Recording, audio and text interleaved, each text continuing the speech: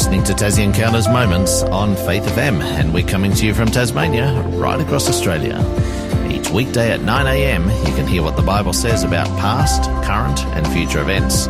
You can learn how to study the Bible more effectively. You can get to know who God is, why we're here and where we're going.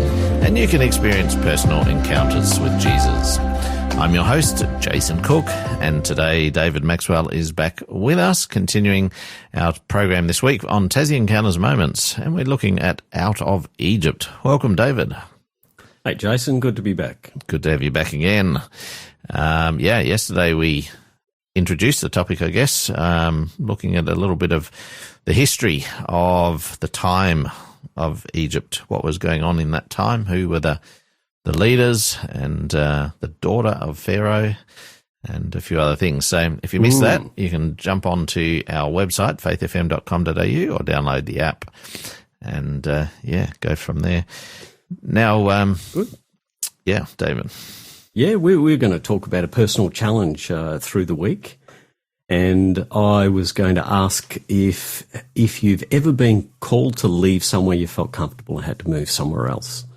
So that's a challenge. If you've got any comments on that, text them in, and I'm sure we'll be able to look at those, have a chat about those. 0488 880 891. Have you ever been called to leave somewhere you felt comfortable and move to somewhere else? So have a think about that. We'd love to hear from you. Thanks, so Jason. Today, in our previous episode, we discussed the illustrations and evidence where archaeology has dug up evidence of many of the customs and the people groups that have been relegated to biblical myth by many people. And we found that as we uncover these sound proofs, that we see more and more evidence that the Bible is correct. And we have a lot to learn from history, and we shouldn't be so arrogant to say that, hey, we know everything, we've discovered everything. There's so much more that they're always finding. So today we're going to look at how some of that evidence shows us the kind of spiritual corruption that existed in Egypt around about 1400 BC. We're just talking about that period, and that was the time of Moses. So maybe the first thing I'd like to do today is actually read a passage in the Bible that we're sort of referring to throughout the week. Okay. And that's in Hebrews chapter 11 and verse 24 to 29. I don't know if you've got that, or would you like me to read it? I've got it right in front of me.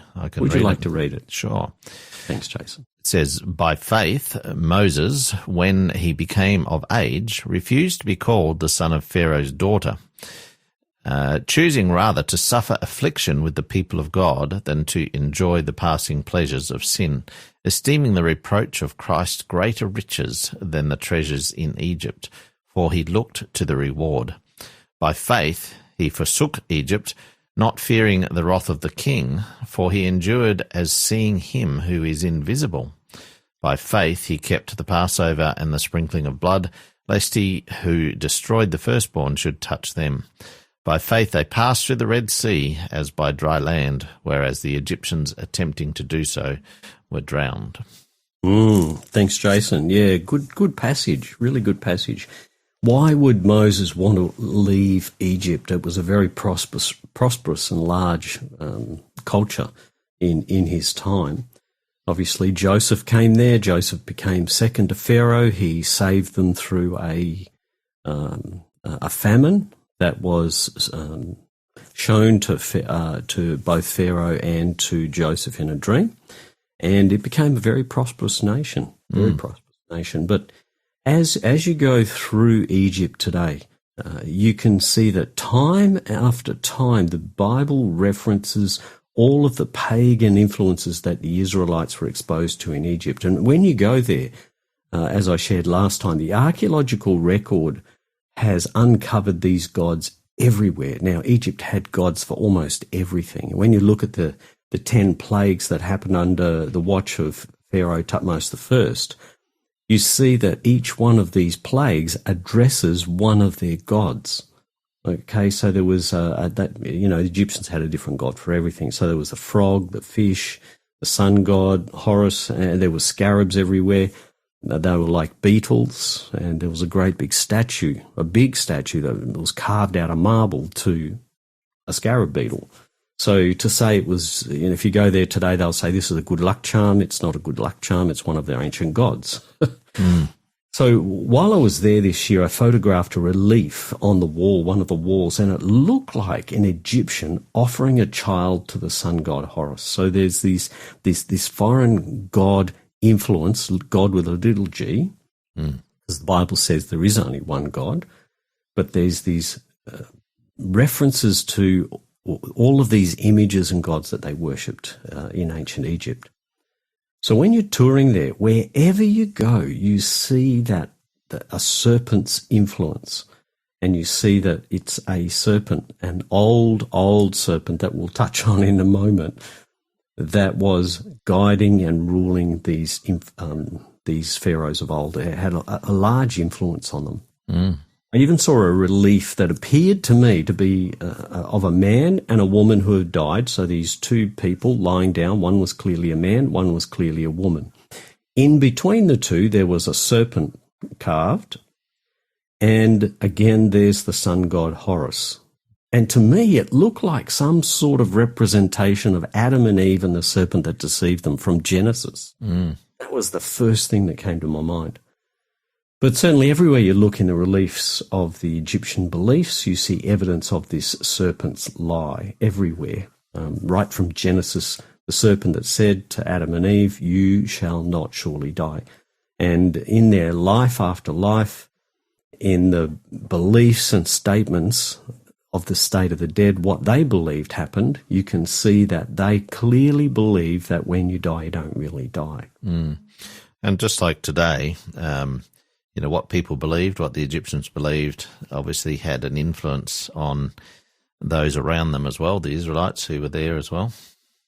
Yeah. So they were there for 430 years, Jason, in Egypt. Some people have suggested less than that. But when you look at the historical record and the biblical record clearly says they were 430 years in Egypt.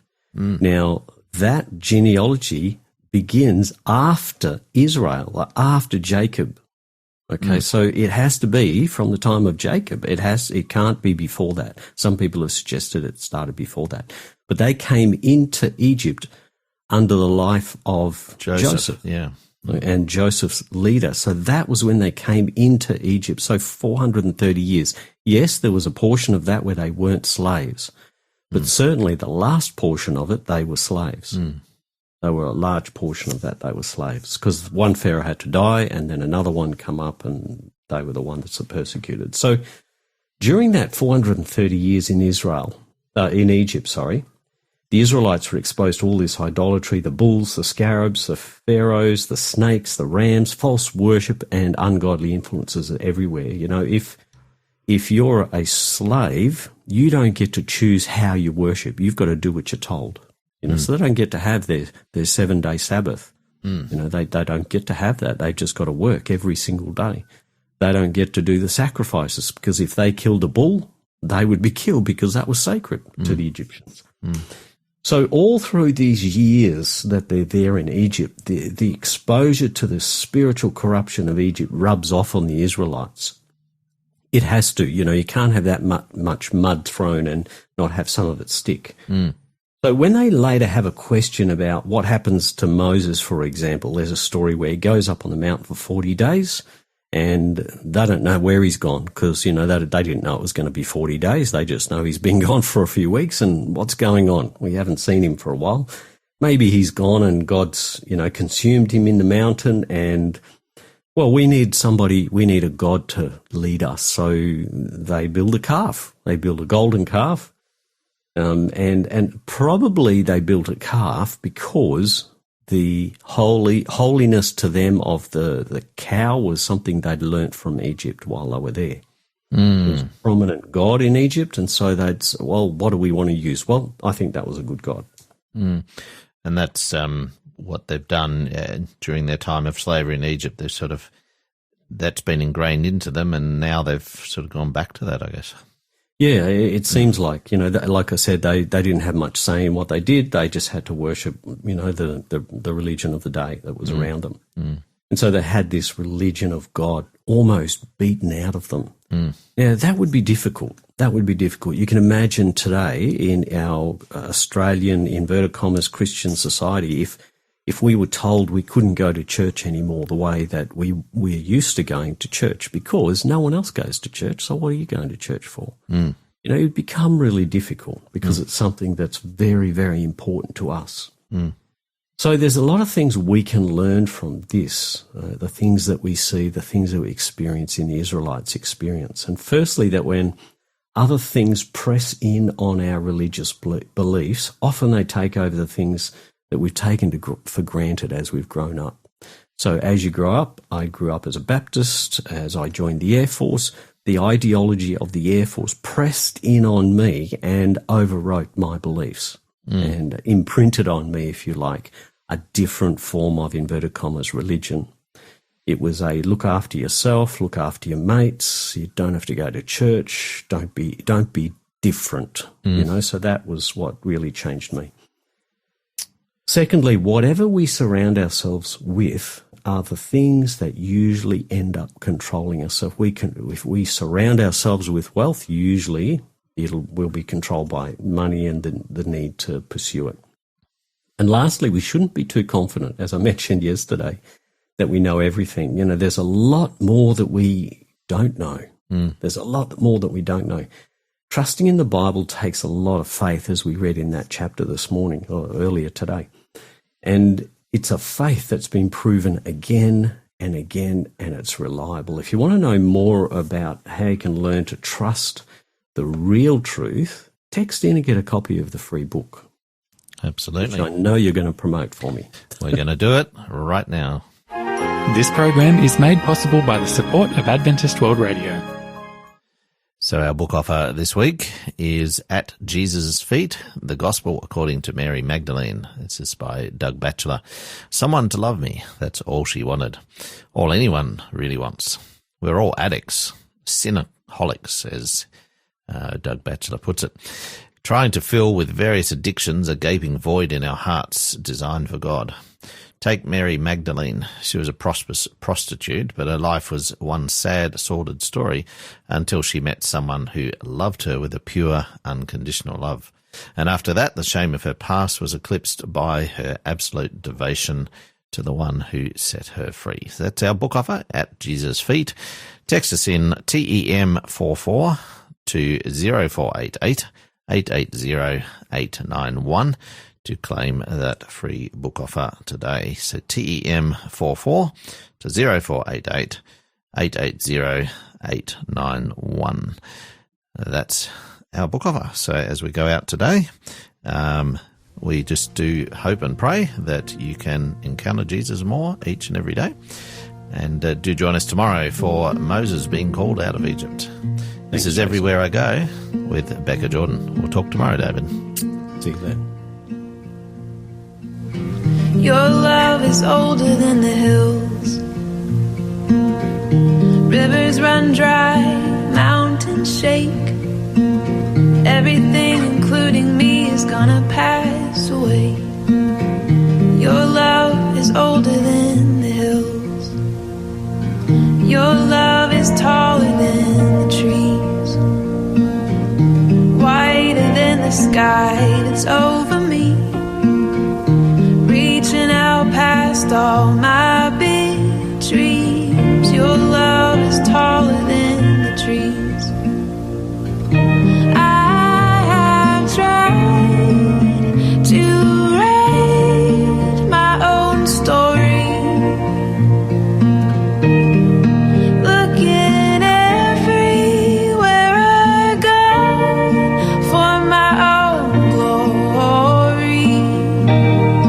But the deeper I go, there you are down below.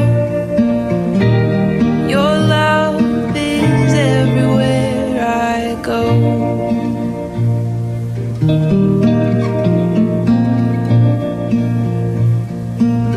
Your love is brighter than the sun,